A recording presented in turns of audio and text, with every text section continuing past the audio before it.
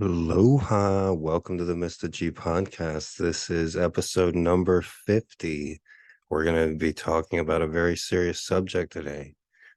Time I went 64 days without pooping. It is a lovely 79 degrees here on the outskirts of Chinatown in Honolulu, Hawaii, the largest city in the Pacific. It is July 10th, 2023. And like I said, this is episode 50. I've made those 50 episodes in less than 2 months. Each episode, probably averages about 30 minutes per episode. So when you add them all together, 50 episodes at 30 minutes per episodes is 25 hours worth of the Mr.G podcast. And the Mr.G podcast, it's available wherever you hear podcasts, Amazon podcasts, Apple podcasts, Audacity podcasts. Just search Gregory Brandt, Mr.G Hawaii podcasts. And if you still can't find it, full episodes are uploaded onto Twitter, YouTube, and Spotify in their entirety. So today we're going to talk a little bit about Wemby's awesome bounce back game in the NBA Summer League.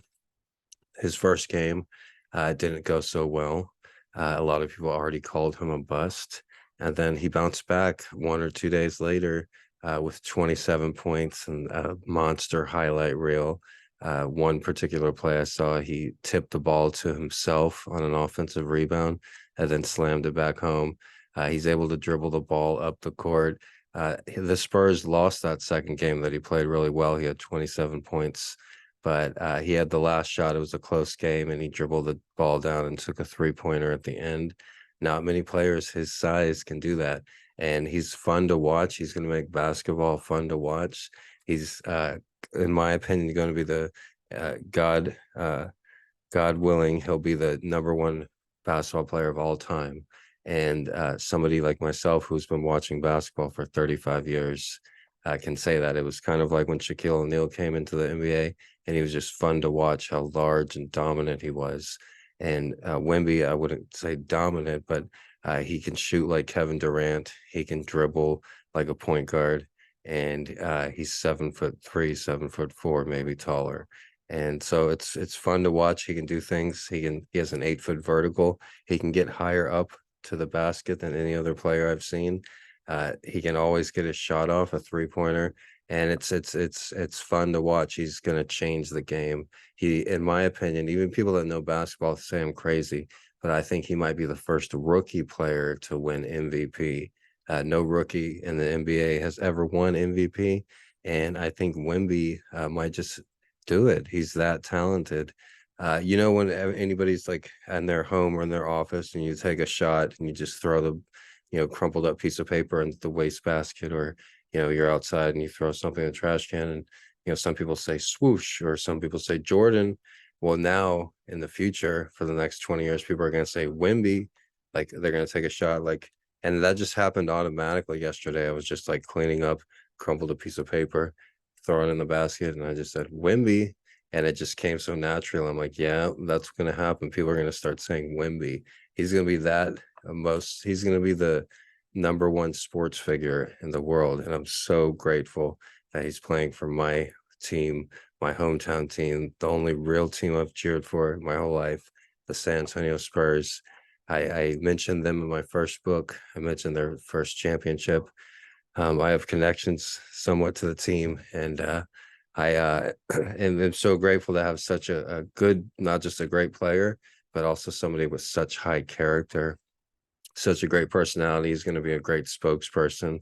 He's going to be the top like athlete celebrity, and he's going to take over LeBron James's throne, so to speak, pun intended. But I've been doing this podcast 50 episodes now, and it hasn't been easy. It's easy for me talking. It's easy that I don't have to write out a script. I don't have to have guests every day. I can just do this. But I literally have people outside my apartment that don't know how to act, with my windows and doors shut, out there like crushing cans or yelling or having their little dog barking. When I first started doing it, there was a psycho kid on the second floor. He's not even allowed to live here, but he just comes here every single day. And his dog is just barking like crazy right now. They're doing anything and everything they can. I'm a complete stranger. I'll never initiate conversation with them. This is how off their fucking gourd they are. The other people that go to work here, but these two people, like the kid that doesn't even supposed to live here, comes here every single day when his parents go to work. And then this crazy fucking woman on the first floor, one of the nastiest people I've ever seen, has a collection of stolen shopping carts down there. One shopping cart she uses just to transport groceries from her car to her first bedroom floor apartment. It's sad.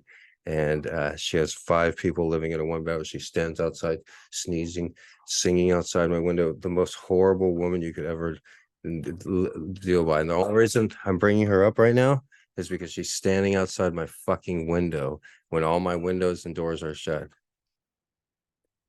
And the only reason I'm bringing up that kid is because he's a fucking pathetic piece of shit. Where did he learn his horrible manners and communication skills? His fucking horrible father. The things that I've heard that kid say or his dad say, some of the most ridiculous things I've ever heard in my life. He's not even allowed to live here. He brings his little dog. Every single apartment here can hear that dog barking, even if their windows and doors are shut. That's how inconsiderate he is. That's how pathetic he is. And he gets it from his nasty ass fucking parents. Plain and simple. They can't even function in society in a one bedroom apartment. Yeah, this isn't the best neighborhood, but you don't have to be such a horrible fucking person. Where did you learn that behavior, bro? You're not even like allowed to legally be in this country, probably, you know, and you act like that. Just fucking come here every day, harass the fucking neighbors, force everybody here to hear your fucking dog barking. Like, what a I guess he's homeless and sleeps in his car and just comes here every day. And that would be fine if he had any fucking humility, but he's the biggest piece of shit ever. He was making fun of my cross, my shoes, just saying the most horrible things, some of the most horrible things I've ever heard anybody said. A 20-year-old kid. I'm like, what the fuck? I don't know you, kid. I just live in your parents' one building of their one bedroom apartment that you're not even allowed to live to that, and you come to every fucking day because he obsesses over me. You listening now, kid? You're a piece of shit. You belong in a fucking jail cell if you can't function in society, if you can't function without leaving people alone. You belong in zero tolerance boot camp. Maybe that would have showed that kid some respect, but he wouldn't have been able to get through zero tolerance boot camp. They would have beat his ass and he would have been crying back to his fucking jail cell. But I went through 64 days of zero tolerance boot camp in Poteet, Texas, just south of San Antonio. It's known for its strawberry festival. But let me tell you, there was nothing strawberry about the zero tolerance boot camp. All right. It was just peaches and cream, baby. No, but zero tolerance boot camp is when there was a misunderstanding when I was a teenager. I was 17 years old. And when I turned 18, I made a whole video series on it on YouTube. It's called My 4 Months in Jail, if you want to know more. But when I was 18 in early 1998, before that piece of shit kid was even born, I was sent to this adult zero tolerance boot camp. And I spent 64 days there. 4 days was in solitary confinement. But it was a very corrupt little place in Poteet, Texas that eventually got shut down because of widespread corruption. But the last podcast, I told a funny joke. It may have been the one before that, but I told an amusing joke about how I was in the showers. And it wasn't an amusing joke at the time, but looking back 20 years later, it was an embarrassing joke, but it was funny looking back at the situation. And another thing that I'll share today that I haven't spoken about is in zero tolerance boot camp, every morning they give us 2 minutes to shit, shower, and shave, right? And there was 50 other boots there. Each person was a boot. We didn't have a first name. Everybody's first name was Boot. So I was Boot Brandt. And they gave each buddy nicknames too. And so I was Boot Lockdown as well, because I was the only one that was in solitary confinement for 4 days. But during this 64 days, like I said, they give you 2 minutes every morning to shit, shower, and shave, basically. Sometimes they'll give you a couple more minutes, like 2 minutes for each one, I guess. So you have 2 minutes to shit. And there's like 25 toilets. And so like they go in 2 shifts, first 25 guys, second 25 guys.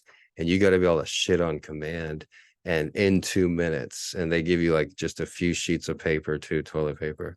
And so everybody there like was having constipation problems, including myself. And I remember the drill sergeant one day, he asked everybody, who here is constipated?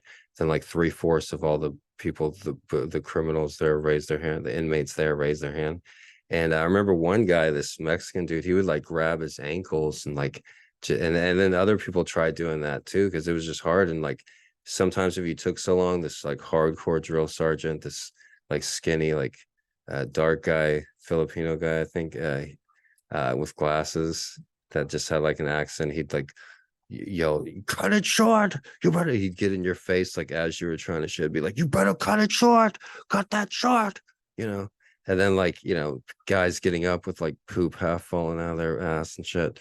And so during that 64 days, I maybe had a couple pencil shavings, but there wasn't much that I had shitted. And other dudes were like that as well. It's one dude like went to the hospital and shit. And I just like kept my mouth closed and hoped that I would make a bowel movement at some point.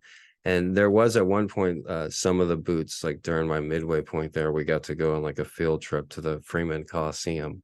And while we're in the Freeman Coliseum, we used like regular bathrooms, and we got to, you know, shit for as long as we wanted. And so I did think I made a shit. So maybe one shit in 64 days. And during that time, my body had lots of different changes, like because I was doing so much exercise and more than I've ever done in my life. And so I was gaining muscle mass, and they would weigh us every week, but my weight would fluctuate so bad. And at one point I had gained like 20-30 pounds, but I knew it was because of this literal rock that was in my stomach from 64 days worth of tons of food and exercise.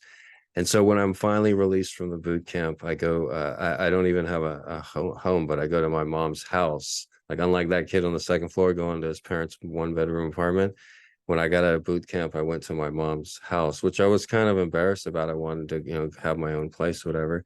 But it was a decent, comfortable house. And they were the only two people that lived there and were at work all the time. So I was finally able to relax and drink a little coffee.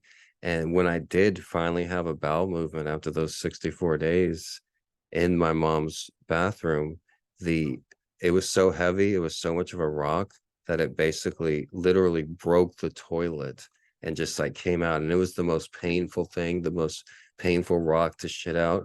And I just had to get it out, had to get it out. And I just felt so relieved after it came out. But when it came out, it broke the toilet. It was just so heavy. And my mom was like, how did you boys break the toilet? And I tried to explain to her, I'm like, she's like, what were you flushing down there? And I was like, no, it was from like months of buildup of poop, you know. And because I was 18, my body was able to handle it. But still, like just today, I think I'm dealing with the repercussions. Whereas like like just today, I like pissed like a gallon of water.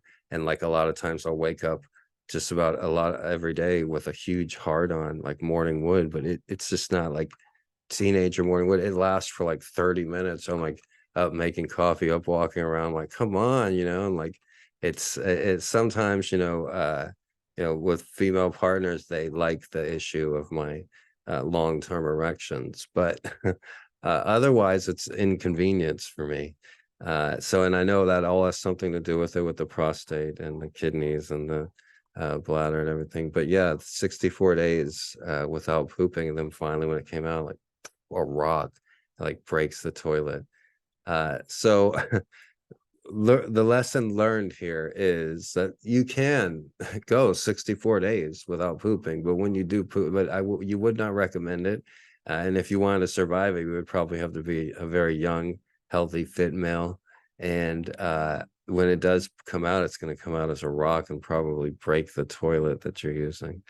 So with that being said, like I said during this podcast, it's easy for me to talk. It's easy for me to do this every day.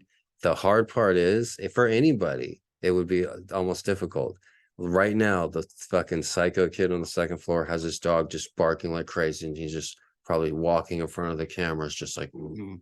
And then and out of these 15 buildings here, there's 15 units here, and there's only there's a psycho lady right now standing outside screaming, stupid. I want everyone to hear me. So even if your windows and doors are shut, you have to hear that lady because she doesn't understand that you should not stand outside screaming at that volume. That kid doesn't understand that you should not force everybody here to hear your little doggy. All my windows and doors are shut. I'm allowed to talk, to speak, have a conversation in my apartment. I'm sorry that you can barely speak English, guys, and don't know follow along, but I'm allowed to do that. The lady literally standing outside my apartment, yelling into my apartment. Kid, literally, the dog, every single unit here can hear the dog. And there's 15 units here. There are only 2 people here. That kid's not even supposed to live here. That dog's not even supposed to be here. I've called the Humane Society and them. They've sent him written complaints. They've had investigators come out and listen to that dog barking like crazy. That lady has been told repeatedly, stop yelling at Mr. G's apartment. Leave him alone. Stop watching his videos. Leave that guy alone, lady. You have 3 fucking young kids. The one is hitting puberty and yelling shit up here. You want to fight? You want to fight? I'm like, you're 12, kid. What are you doing? Like, aren't you embarrassed of your mom? I'm embarrassed for them. Like, it's like they have pride, but no, what's the word? But no, dignity. Like, show some dignity. That lady has no dignity. She's standing outside. She has nothing, no problem pushing shopping carts from her car to her apartment. I've been in hundreds of apartments, thousands of apartments in my life. I was a door-to-door salesman from the age of 14 to 18, and we did lots of apartments. I've had 5 different newspaper routes in my life. Some of them were apartments. I've been to hundreds of apartments, if not 1,000 different apartments in my life. Poor apartments, rich apartments, middle-class apartments. And all the apartments I've ever been to in the entire United States, I've never seen anybody collect shopping carts and use them to push groceries from your car to your house, especially if you live on the first floor. Like that's no dignity. That's like, hey, that looks so bad. Those shopping carts, those are stolen from the Costco up there. I've never seen anybody use shopping carts unless they were homeless. Lady, you're pushing shopping carts. That looks really bad. There's collections of cans. There's dozens of bags of cans around here for people collecting aluminum cans, having them in the shopping carts. That's the #1 way to draw bugs. I've lived on farms and they wouldn't have cans on the farms because they would draw so many bugs. And they have the cans just sitting in parking lot, like hundreds of cans. That's like their #1 business. When it comes to the end of the month, you hear cans crushing cans. Everybody here except me is obsessed with cans. The neighbors here literally rip open my trash to get to my cans because I don't fucking recycle. I don't keep the cans. I just throw all the trash together. They're literally ripping open my bags of trash to get to the cans. That's like their main source of income, apparently, is aluminum cans recycling.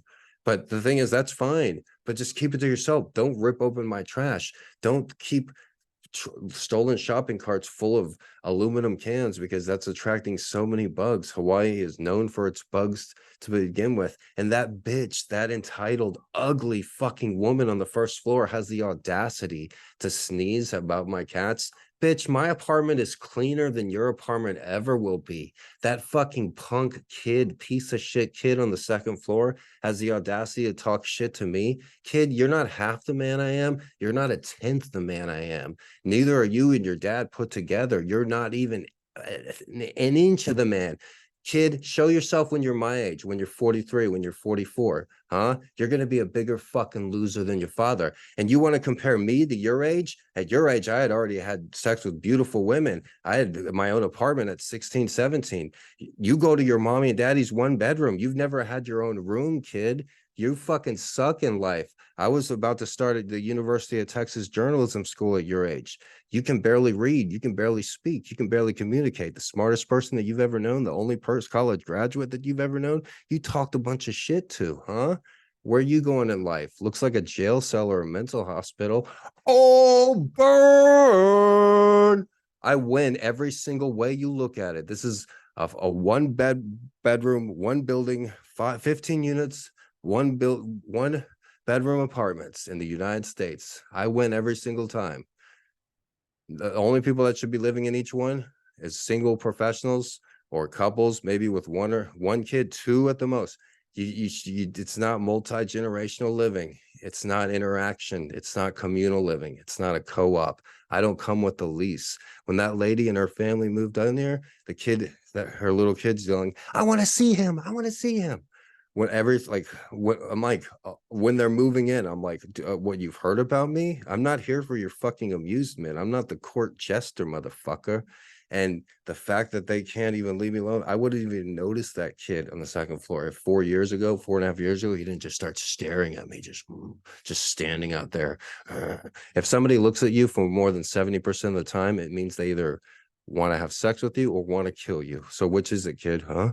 You know, I just like kept on noticing, like, I'm like, oh, I guess he doesn't like me for some reason. Maybe I should introduce myself. It's like normal for me. It's just like, that's what I'm saying. I win every time. These are 1-bedroom apartments in the United States. What are you doing? You have 5, 6 people living there. You think that's normal? 4 people? That's not normal. That's actually against federal regulations. Yeah, you can't have 4 adults in a 1-bedroom apartment. Who does that? There are the, stereotypes about illegal immigrants that do that. But I lived in South Texas and I didn't notice. I lived with I lived with migrants in South Texas, and they kept to themselves. They didn't bother me at all. I didn't notice how many people lived there because they weren't like standing in front of my security cameras. They weren't like talking shit. They weren't like outside singing outside my window. So I didn't even notice. I'm just doing my own thing, And just like here, basically all day I keep my windows and shut. It's just like, take a hint. Like, I know you're new here, but it's the, culture clash. It's just like, hey guys, you're in the United States. These are just 1-bedroom apartments. Like, there's no way you're gonna like change the culture here. It is what it is. Like, you guys don't understand. That's plain and simple. You're welcome for me being such a great teacher here. So yeah, in the United States, we don't like talk to our neighbors. We don't like, if you're walking outside to go to work or to go to the store, you shouldn't like have neighbors be like, hey, where are you going? Like, what? Where are you going? Like, who do you live here? Like, what the fuck? So yeah, if you guys, and the thing is, I didn't, in 50 episodes of this, I didn't bring up my neighbors at all. But if they're gonna stand outside, then guess what? You want to interact so bad, then I'm gonna bring you up, and you're gonna look stupid. All right, there's no going around it. You're gonna look bad. All right. And there's nothing you can do about it either, because you guys can hate me all you fucking want, but you're not moving up in the world at your fast food job. And hey, I've had shitty jobs too that I had to go to. And today, Monday morning's a great example. I heard like little arguments, little domestic arguments between people going on their way to work and everything. Oh, well, guess what? I don't have to do that. I did before, but I don't anymore. And the thing is, the worst thing about going to a 9 to 5 like that, selling your time like that, 8, 9, 10 hours, for me at least, I would always feel like I wasted the day, even though I spent 10 hours working or whatever, but I wasted the day because I knew I could be doing something more creative. I knew I could be using the gifts that God gave me to make a better impression on this world. And that's what I'm doing now. That's what I'm doing with these podcasts. That's what I'm doing with the daily essays. And that's what I'm doing with the videos that I make every day.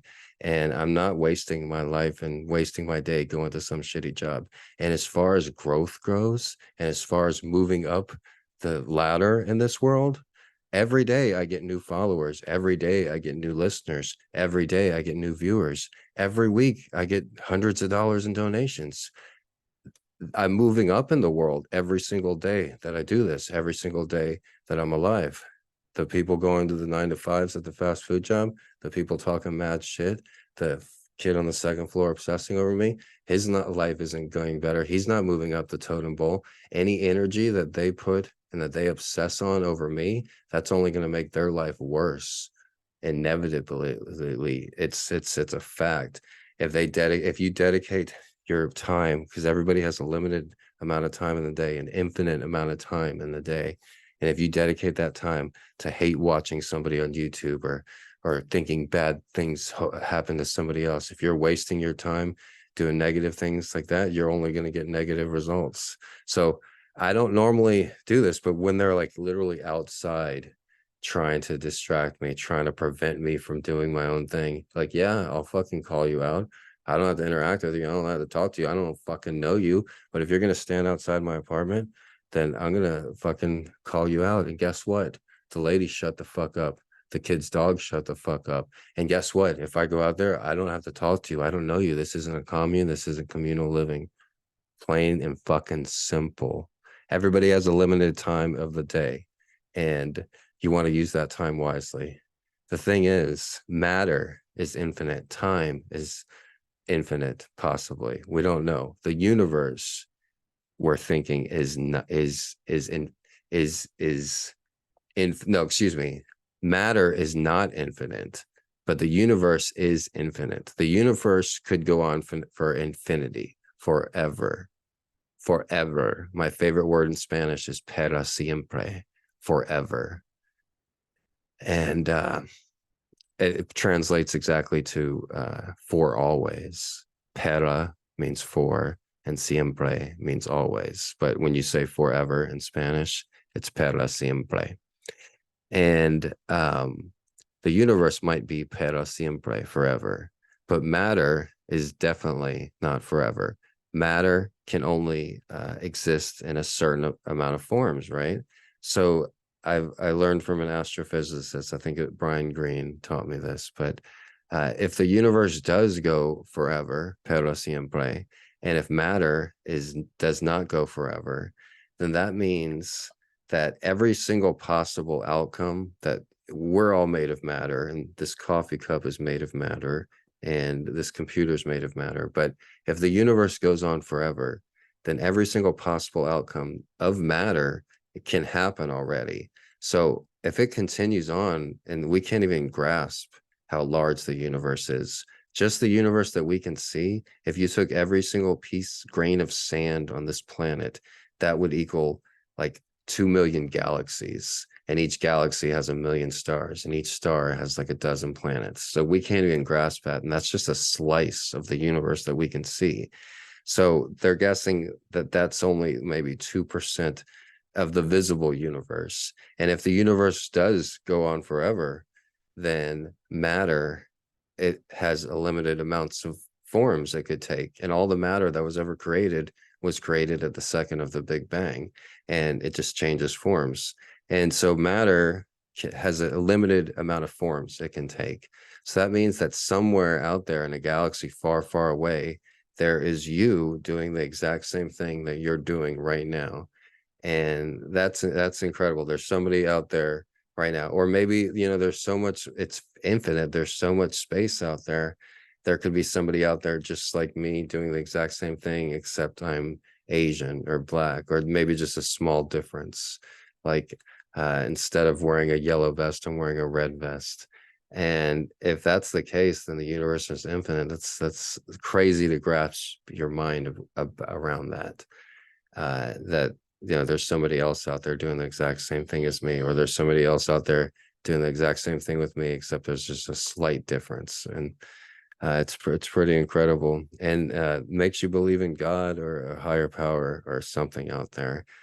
When you look at the miracle, we're all on a rock going 1,000,000 miles per hour around a star in the boondocks corner of the Milky Way. It's a miracle in itself that out of trillions of your father's sperm, they found your mother's egg, and all of the people that could have existed have not existed and will never exist. But it's a miracle that me and you both exist. So we might as well appreciate that and all be nicer to each other. So I need to be nicer to my neighbors, unlike I was earlier in the podcast. I'm reminding myself here now, and we be nicer to everybody and each other, and realize that it's a gift that we're here. And yeah, I do get upset, especially, when they're intentionally trying to disturb me during the podcast. They weren't making any noise before that, but they were during the podcast. But let bygones be bygones. Wrapping things up here, episode 50. It's one for the ages. Mr. G, Mr. effing fucking G. You ain't gonna get anybody incredible like me. I'm gonna be Mr. Rap Star, you see? Mr. fucking G. I hope everybody has a wonderful day. For me and my Street Cats, we bid you aloha. And just a reminder, nobody's ever had 100-point game since Wilt Chamberlin that said that record is never going to be broken. Well, I'm calling it right now. Wemby's going to break that record, and he's also going to be the very first rookie to win MVP. Once again, remember, guys, matter is not infinite, but the universe is. Aloha.